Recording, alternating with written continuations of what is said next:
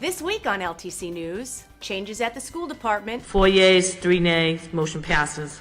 A new textile revolution begins. The future of manufacturing is really all about technology and robots and people all working side by side, creating products that we've never seen before. And marijuana sales coming. I think that the best practice would be to have all of these facilities have the same technology and training in the tips courses that the bars have. Stay with us.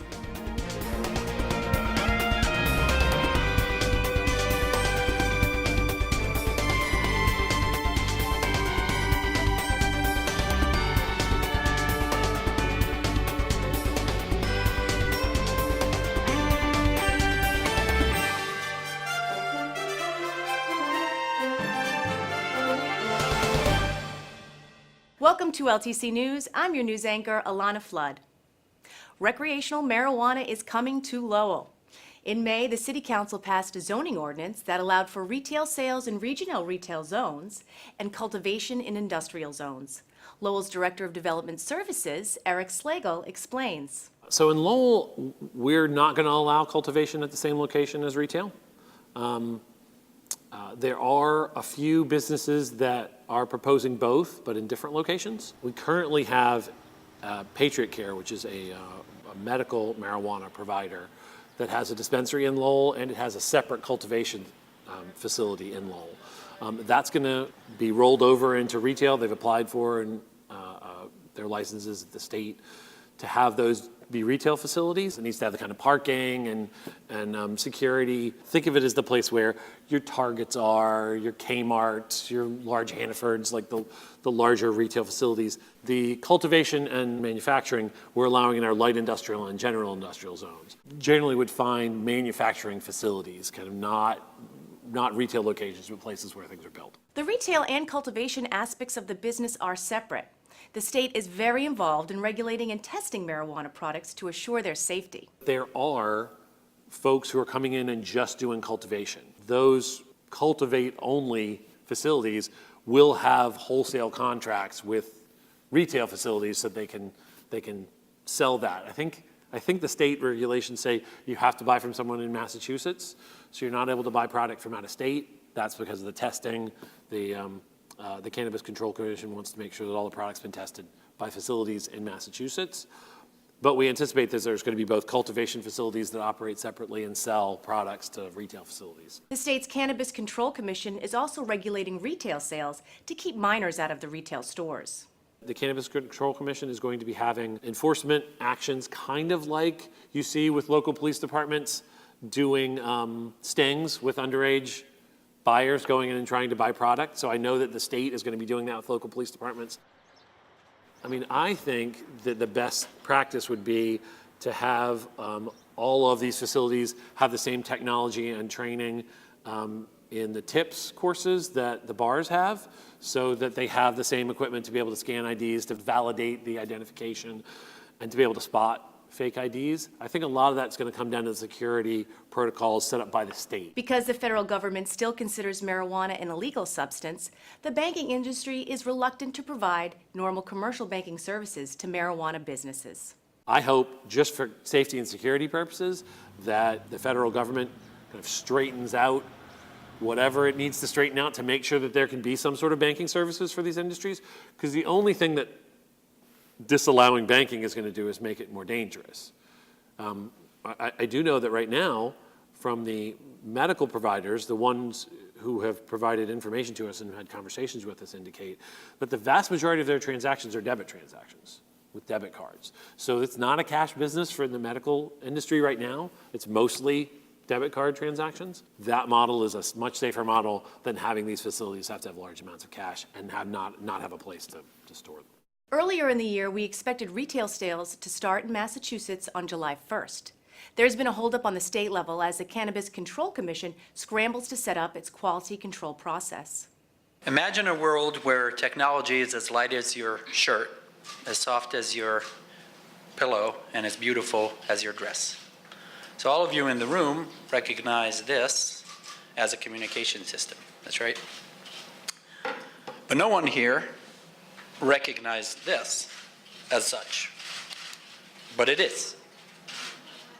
In 2017, the state awarded a $10 million grant to create a fabric discovery center at the Innovation Hub in downtown's Hamilton Canal District.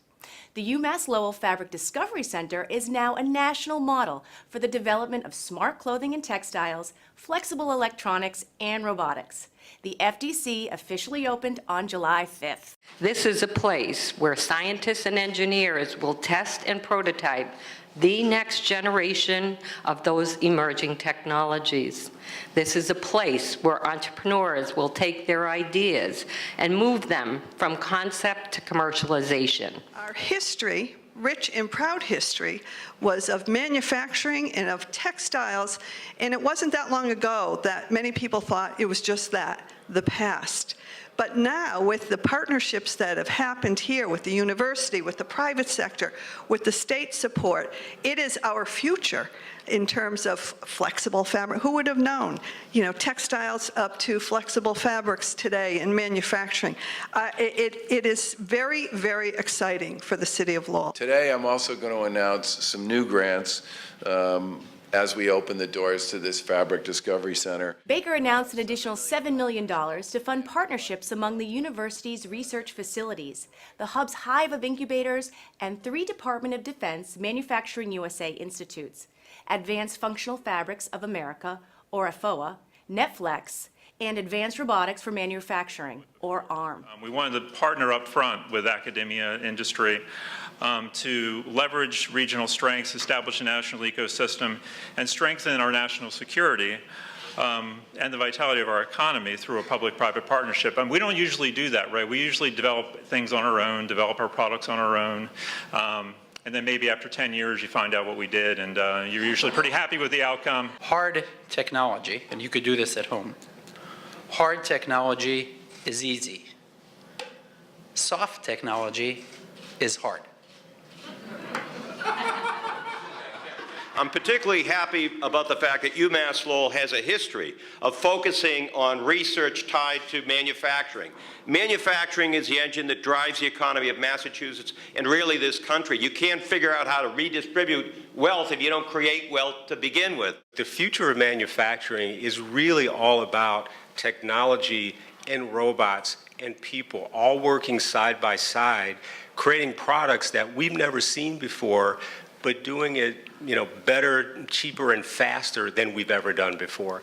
That's the future. There's an on-site fashion makerspace that will provide workforce training in wearable electronics and performance clothing. Fashion designers and researchers will collaborate on product development. We will be working with the engineering department upstairs who are creating new textiles. We can make prototypes. Once they create that 2-dimensional piece of material, we can test that out for them in product use. And then finally, to the students who are here in the audience, we want to ensure you that these new ideas that you're dreaming up day after day, month after month, and year after year will be able to be done, because we're going to focus on making sure that you have the tools to be successful as you dream big. Who knows, my next blouse may be a computer. Lowell will be hiring its 5th superintendent of schools in just 10 years. At their July 18th meeting, the Lowell School Committee voted to begin termination proceedings against Superintendent Dr. Salah Khelfaoui, who was in year 2 of a 4-year contract. The meeting began with time for public comments in support of the superintendent. You have done an amazing job. You're a man of honor, distinction, you have sympathy for the students, you listen to the parents, you listen to the staff, and you truly care about each and every one of us. Dr. Khelfaoui, though challenged at every turn by certain school committee members, has, with his commitment to students, staff, and the parents of this district, been the driving force in moving this district forward, a commitment that is evidenced by his decision to withdraw his name from the running of Randolph Public Schools. 4 superintendents in the space of 10 years. On the average, that is 2.5 years per superintendent. One wonders, how does the outside world view us? They view us with those numbers as a dysfunctional school system. They view us as a chaotic school system. I support Superintendent Khelfaoui. I would like to publicly thank him for his strong commitment to students first and teachers, and for having the courage to speak up when something is wrong. But you can't diminish his accomplishments here and the potential for that same kind of growth going into the future with his retention as superintendent of schools. Words like honor and integrity have been passed around with reference to Dr. Khelfaoui. Those are standards that are difficult to meet, and we hope that these proceedings do meet those standards of honor and integrity.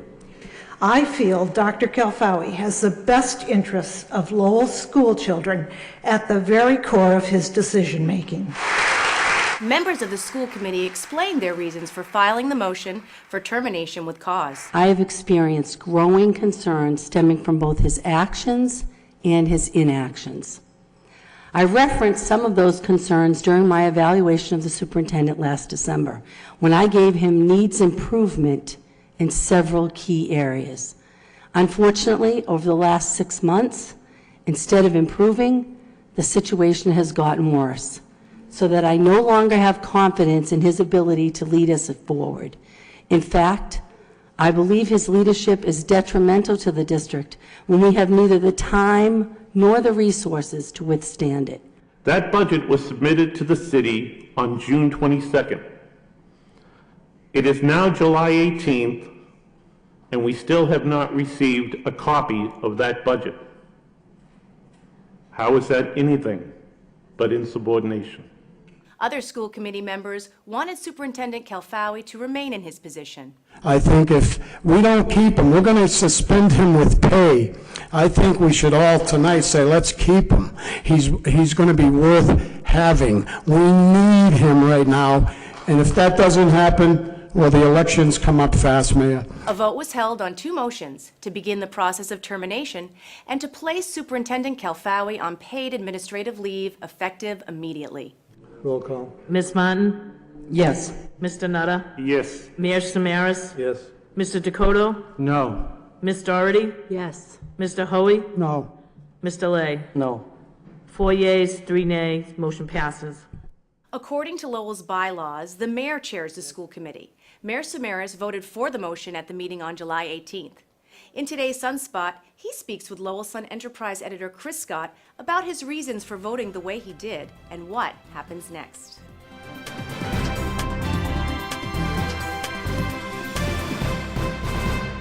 Good evening, everyone. I'm Chris Scott, the Enterprise Editor at The Sun. Thank you for tuning in to this latest edition of Sun Spot, the Sun's contribution to the LTC News.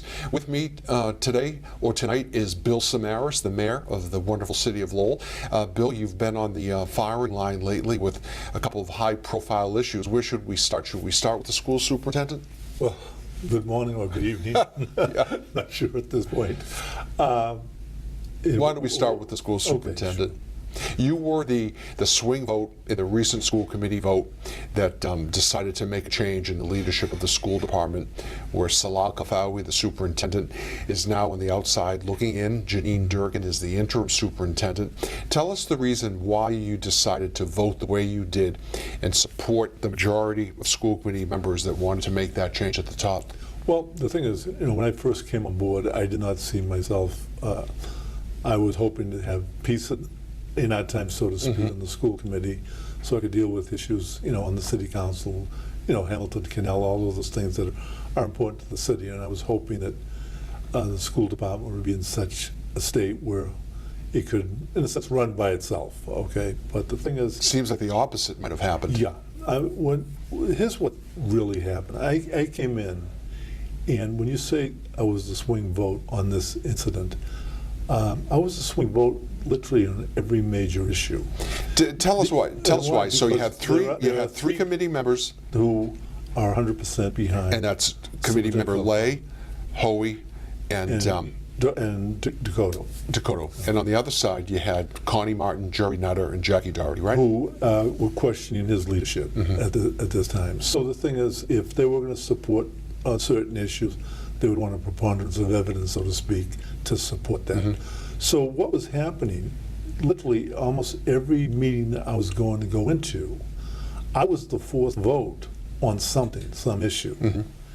And when I started to look at the situation, all I could picture is by next year, I'd be the fourth vote on many issues facing the school committee. And that's not the way a school committee and a superintendent should operate, okay? When I think of a superintendent and a school committee, it's really a partnership. The superintendent talks about, and he talked almost incessantly about his power based on the Ed Reform Bill, that he was to run the school system and the school committee was to have hands off.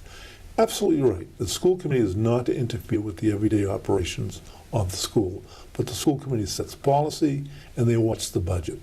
And they have a right to question. Just like the city council and its relationship with the city manager. Right. The city manager, I mean, she's responsible for the running of the city, and we really can't interfere with, her selections or, certain actions. But the thing is, she's responsible to ensure that we have the information as to what's going on. I'd like to just interrupt for 1 minute. When you talk about being the swing vote, being the swing vote, that often happens to various members of public boards. But that, in and of itself, isn't a reason to make a change. No, but right? that was a permanency in this situation. It was either support Superintendent Khelfaoui at 100% or go against something that he wanted. And that's the appearance of it. So what I'm saying is, I think people would be sick of me by, we'll say, next summer, if I was the swing vote on every major issue facing the school department. Well, and I'm not to say that there weren't times when the entire committee, to do the right thing, would come together.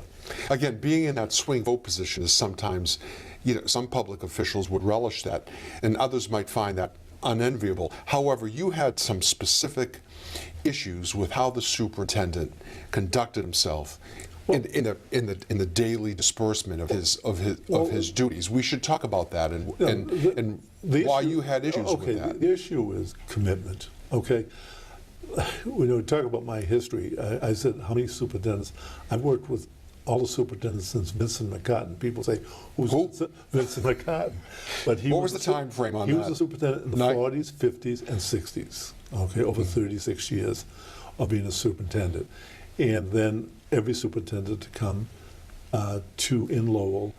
Wayne Peters, Henry Mraz, George Sapasaris, Earl Schaffman, Superintendent Carla Brooks Bear, Chris Scott, Superintendent from New York. Was named just slips. I worked with every one of them.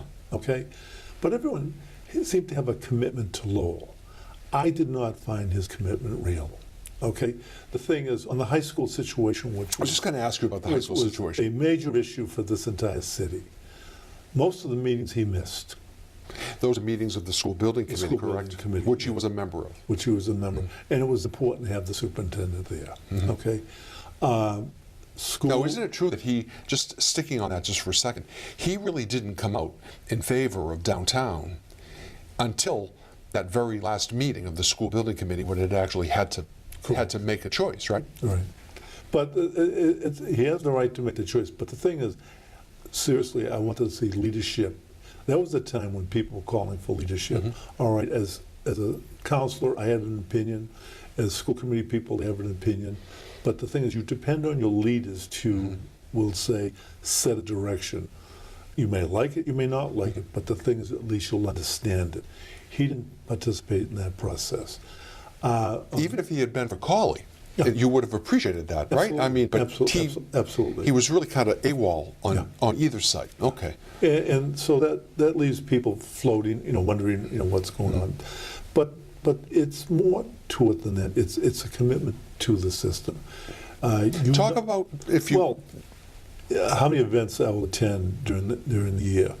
But the thing is, you'll always see the city manager at many of these events. You'll see somebody. Never saw the superintendent. That's not a reason to. No, but it's part of the whole. But that's the picture of commitment. Can you name one particular event that might stick with you, that has stuck with you rather, where you thought the superintendent would have been there, but he wasn't? I know there's no event, but the thing is, there are events that he came to, and he really wasn't prepared to. He said, well, I'm not prepared to speak this, or I'm not prepared to do this, or whatever. But I don't want to go into that. No, because we've heard at the newspaper too, anecdotally, many events that that we would have liked to have seen him at, particularly the Knowledge Bowl, which he didn't attend. There's an issue that he applied to leave the school system. Okay, that's his right. Okay, but the thing is, you're referring to the interim position in Randolph. Yeah, and I met with him before he left for the Cape, so to speak. And here's the point. Well, let's cut to the quick on that. I met with him as the mayor because of several reasons. One, we had 3 empty positions: no CFO, no human relations, no transportation. There's a number of contractual issues and financial issues that had to be addressed. So I talked to him. We had. So you met with him on a Monday. We had an amicable conversation. Okay. And I thanked him because he said, I'm thinking of doing this and this because I wanted to have information. Are you going to do anything about it? So we talked, this I'm going to do. Then he told me that he was going to attend a meeting at the state for superintendents and what have you. But he left for the Cape for the entire week. He had been on vacation. That didn't go over well? No, it didn't, because guess what? I mean, does he have a right to do that? Yes. But the thing is... Why didn't he tell you that? Well, he told me that he was going to go for a day. He told me he was going to go meet with state officials. No, he went to the Cape. Okay, it was a superintendent's conference. That's okay. You can attend it. But I was concerned, and still concerned, about where the state of the school system right now. It's problematic. We don't have the staff that we need to run this system. We don't have a CFO at this particular point. We don't have the human relations person. Thank God we have some former director who's volunteered to help. The transportation, getting ready for school. The one thing is, we got 5 weeks left to get this school system ready. And I don't want to alarm people, but the thing is, I want to make sure that the schedules are ready for the high school students when they go in, because they're not ready now. That the thing is that all the children will have their transportation ticket sent to the home, how they're going to be picked up, when they're going to be picked up, and that financially we're starting to resolve the many issues that are facing us, many serious contractual issues. We can get to I want to ask you about one other thing. The two of us had talked about this off air. You consulted with many principals before you finally made your decision. And I view principals in a school department like Lowell as being, those soldiers on the front line. If you really want to find out what's going on in the schools and in the community, obviously you have to go to the principals. What did the principals tell you about the superintendent? Some were reluctant to talk, okay? But others, here's the plain and simple of it. We have leadership for the principals, and I went to the leadership meetings as a principal myself, and our superintendents were always there, whether it was Judge Sapasaris, Carla Bear, or Chris Scott. They attended those workshops because it was important, because that's how we're going to function as a unit in the city. It's leadership. He didn't attend those. If anything, he went for coffee and then left. How many times did you visit your school? Once. Another once. Or I don't think he visited. It was this type of situation. Our principals need leaders.